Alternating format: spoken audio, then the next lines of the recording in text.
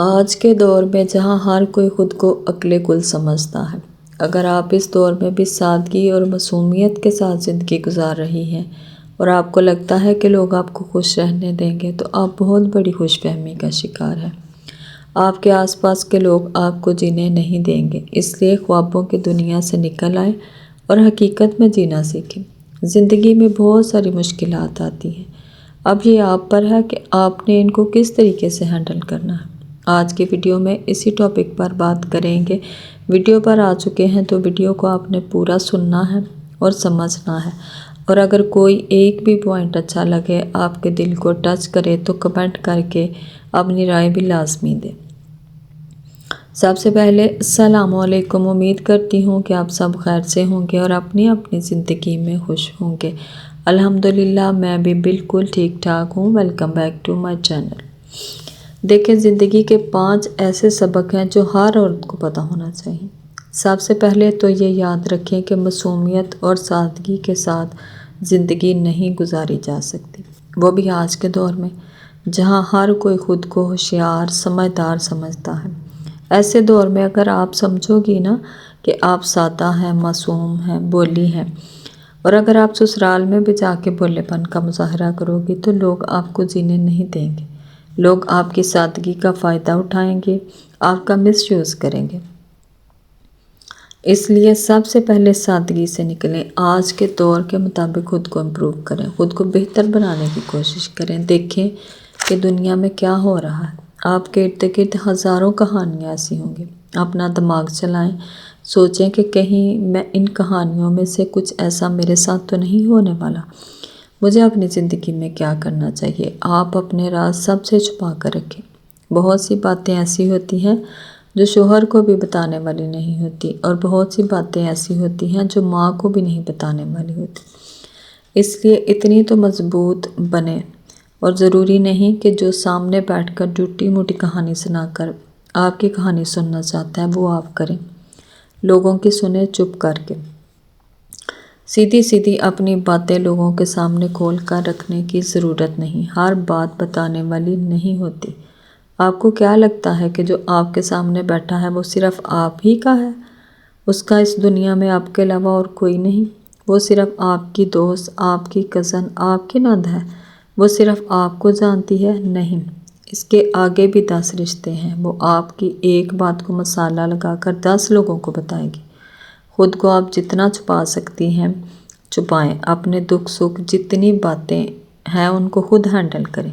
کوئی بھی پریشانی ہو، شوہر بدتمیزی کر رہا ہو، بات نہ مان رہا ہو، اس کو اپنے طریقے سے ہینڈل کرنے کی کوشش کریں۔ مشورہ بھی لینا ہے کسی سے تو کہانی کے ذریعے لیں کہ میری فلاں دوست جو ہے اس کے ساتھ ایسا ہو رہا ہے، تو کیا کرنا چاہیے، تاکہ کل کو آپ جو اپنے کمزوری کے لمحات میں کسی سے کچھ شیئر کر لیتی ہیں تو لوگ اس کو غلط استعمال نہ کریں۔ آپ یہ جو سیدھی سادی باتیں لوگوں کے سامنے کھول کے بیٹھ جاتی ہیں، اس کا آپ کو نقصان ہے۔ لوگ آپ کو جاننے کی، سمجھنے کی کوشش نہیں کریں گے، کیونکہ وہ تو پہلے ہی ہر بات آپ کے بارے میں جانتے ہیں۔ اور دوسری بات، شادی سے پہلے ہمیں نہ کہنے کی عادت نہیں ہوتی۔ بھائی نے جو کام کہہ دیا بھاگ کے کر لیا، ماں نے کہہ دیا بھاگ کے کر لیا۔ کہیں نہ کہیں ان رشتوں کو ہمارا احساس بھی ہوتا ہے۔ بھائی کیا کرتے ہیں، کچھ کھانے کے لیے لا دیتے ہیں، کیونکہ ان کو کچھ احساس ہوتا ہے اپنی بہن کا کہ میری بہن میرے لیے اتنا کام کرتی ہے۔ جبکہ سسرال میں ایسا نہیں ہوتا۔ بہت سی جگہ ہوتی ہیں، بہت سے ایسے موقع ہوتے ہیں جہاں نہ کہنے کی ضرورت ہوتی ہے اور ہم نہیں بولتے، کیونکہ ہمیں بچپن سے ہی سکھایا ہی نہیں جاتا۔ اس طرح اچھا بننے کے چکر میں ہماری نہ کہنے کی ہمت بھی نہیں ہوتی، اور جب ہم بہت زیادہ تھک جاتے ہیں تب ہمیں سمجھ نہیں آتا کہ اس ماحول سے باہر کیسے نکلیں۔ رشتوں سے تھوڑی ہمیں سپیس چاہیے ہوتی ہے، اس لیے پہلے سے ہی نو کہنے کی عادت ڈالیں۔ جو باتیں آپ کو نہیں پسند، آپ کی برداشت میں نہیں، ان پر نو کہیں۔ اپنے لیے سٹینڈ لیں۔ آپ کا اپنے لیے سٹینڈ لینا ضروری ہے۔ آپ کا آپ کے اندر یہ جو ڈر ہے نا کہ آپ کا گھر خراب ہو جائے گا، اگر آپ کا گھر خراب ہو جائے گا تو ایک بات یاد رکھیں کہ سامنے والے کا بھی خراب ہوگا۔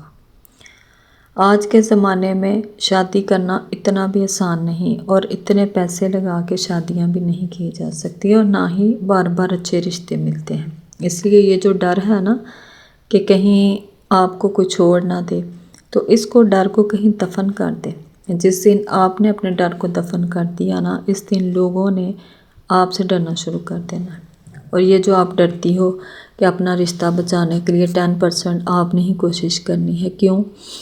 آپ 8% کرو، 2% جو ہے سامنے والے کو بھی کرنی چاہیے۔